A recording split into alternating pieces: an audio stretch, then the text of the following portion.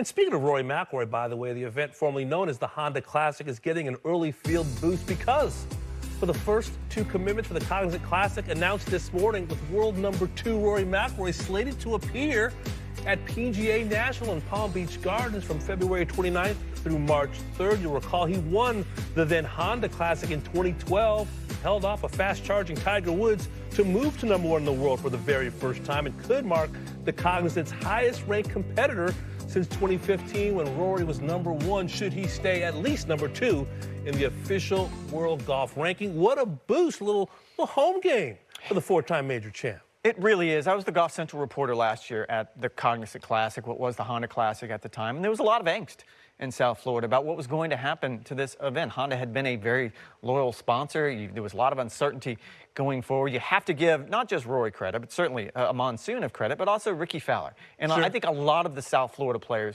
are going to get behind this event, not because they have to, probably not because they necessarily want to be honest with you. It's a very busy time of year. It's because they feel like they should. Yeah. You look at Jack Nicklaus and Barbara Nicklaus have been involved with the tournament now for a couple of years. The move to PGA National was very successful. It's not easy, though, because I just kind of went down Rory's schedule. He hasn't played this event since 2018, but at that point, he will have played twice in Dubai, Pebble Beach, which is a signature event. We're assuming he's going to play. The Genesis Invitational, another signature event, and then the Cognizant. And then you add that on top of Arnold Palmer Invitational, that'll be a signature event, the Players' Championship, and he's currently committed to Valero. It's going to be a busy schedule for him going to the Masters. It's what he wants. It's what he said. He said, 5, 6, 7 events, not enough in this run-up to the first major championship of the year. He wants to be more match tough. He wants to be sharper. Listen, this is a player who's come at trying to win that 5th major and complete the career Grand Slam by talking about it, by not talking about it, by building it up, by playing it down, by having a busy schedule, by having a less busy schedule. I mean, this is what he's trying to do, to find a way